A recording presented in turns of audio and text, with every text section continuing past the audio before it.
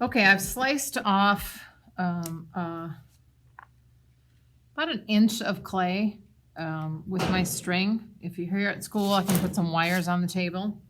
And now what I'm going to do is you don't have rolling pins at home. So I'm going to toss a slab. So I'm going to mute it and pound it and flip it over and pound it.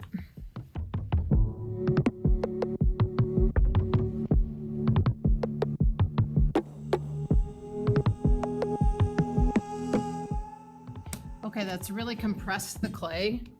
And so now what I'm going to do is I'm going to pick it up, I'm going to hold the tar paper down, and I'm going to toss it this way, bringing it across the tar paper and let it go. And what that does is stretch it out. So it's kind of nice when a little bit grabs and then you let go of it. So it's the weight of the clay pulling it. And then I'll do it this way. The tar paper shifts a little bit, but all right, that looks good. So now what I'm going to do is take my credit card and I'm going to go across the top of the clay.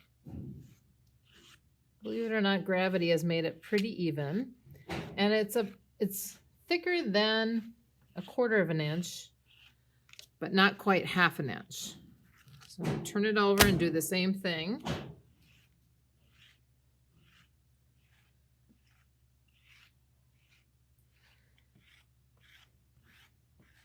If you feel like it's too thick, you can toss it one more time. And now I am ready for slab building.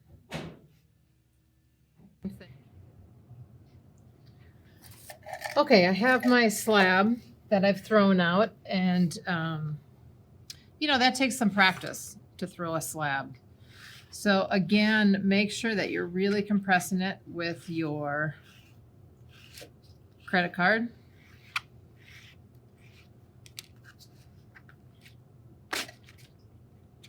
And if you do have a rolling pin in your kitchen and you get permission from the adult in the household, feel free to use it. Otherwise, you might have to practice. You might have to ball it up again, flatten it out into a pancake, and practice. Everything takes practice. Okay, so I have my pattern, and I am going to use this one. I will also include another video that shows you this one for you guys that are more adventurous. And before I do that, I am going to texturize it. So you want your cup to have some personality. So if you have your stamps, go ahead and use your stamps. If you don't have your stamps, you can find something in the house to push into it, roll into it. Maybe you should look at your shoes. Okay, your shoes might have some interesting textures on the bottom. And I ask you not to step onto the clay, but to take your shoe and place it in there and kind of rock it back and forth. And that can make some really interesting textures. What else could you use? Do you want to go back to nature? Think about your texture experimentations. What worked? What didn't work? Okay, we don't tell you everything every step of the way. In some cases, you're going to have to problem solve. Now, I could have organized this on there so that it would be on my cup in a certain way. You certainly can do that. I could have traced it out first. It doesn't really work at this point to draw on it because it can crack, but you certainly can take a fork or your spork and, you know, that can do some interesting textures. Like I said, the back of something can do some interesting textures. You did a lot of experimentation, so I would like your cups to have some texture on them.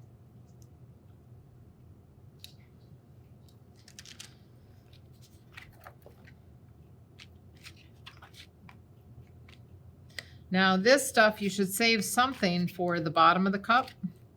So I think I'll save this. Well, maybe I'll have a part that's a little thicker. for the bottom.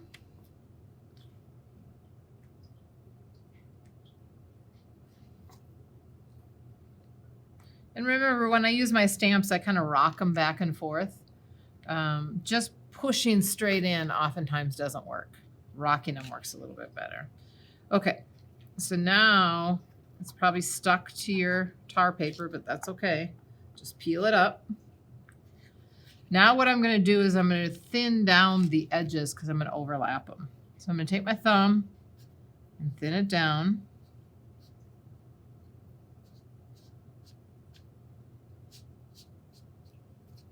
And then I'm going to do flip it over and do the same thing to the other side. We're just going to overlap them about 1/4 of an inch, and you don't want it all bulky.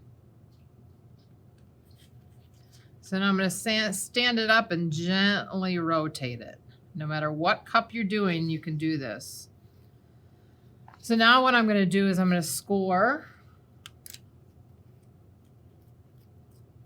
And then I'm going to score the other side where they're going to come together in the same direction.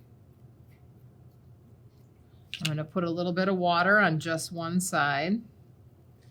If you have a paintbrush, great. If you have a Q-tip or something, great, but I'm just using my finger. And then I'm going to slowly push them together. Now you do lose a little bit of your texture, but that's okay. Sometimes I like if this seam looks a little bit different. It's like the seam on your jeans where you actually see how the cup's been put together. If you have a little extra from thinning it down, you can cut it off. And then you want to shape it. So now I'm going to put the bottom on there. Yeah, it's all nice, and I pinch it together just a little bit so it's really nice and together, and there's not extra bulk here now. So very gently push it together. Okay, so for the bottom, I'm going to take and I am going to score. Doesn't matter which direction you score, just do it the same way so it's like a zipper going together. I'm going to put a little bit of water on there. And then I'm going to take my slab. Texture can be inside or outside, doesn't matter. And you can texturize both sides if you want. You sometimes lose the texture on one side, but that's okay. So now I'm going to flip it over and kind of push it in. And then you can see that I can see where that is. So now I'm going to take it and cut it to be about the size that I need. And then I'm going to score it in the same direction. Make sure this has enough water on it. Flip it over and put it on here. Now this is probably stuck now to there, so I'm going to take my tongue depressor tool that I made, and I'm going to go around and push up, making sure it's nice and attached. You could put newspaper under it for this part. So I'm just trying to make a nice bottom edge on it without too much effort.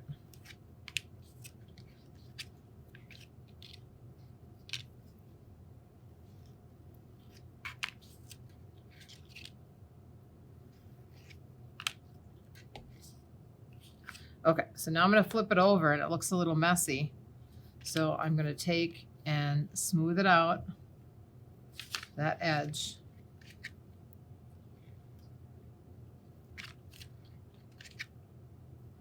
And then I'm going to give it a little bit of a tap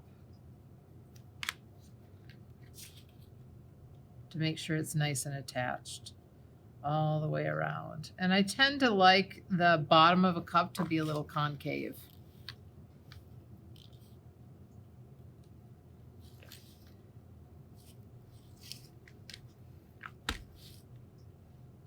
Okay, so now we have this lip that doesn't look great. So I'm going to take it and I'm going to pinch it out so that we have a nice thin lip with no sharp edges.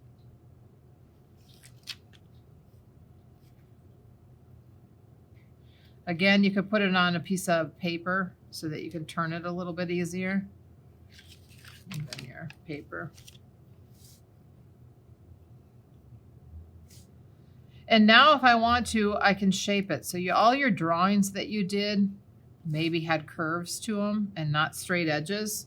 So I'm going to dip my fingers in the water and just begin to push out as I go around, shaping the cup into the shape I want it. So you don't have to just live with the straight edge. So I'm going to continue working on this, and next after the cup, we will do handles.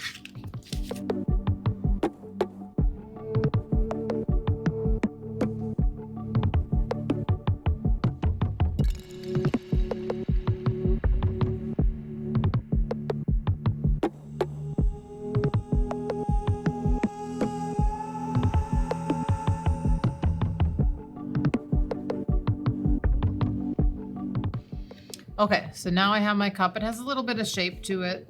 And like I said, I worked on it. I did add a coil inside because I had a little bit of a gap where I put that bottom.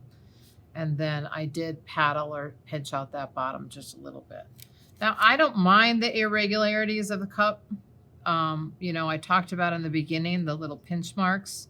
But you're going to have to decide that on your own. Sometimes it takes several cups to get good at it. So if you have enough clay left and you would like to make a second cup and compare it to your first, you certainly are welcome to do that. And then you'll have two to put handles on as well. So feel free to do that. All right, good luck.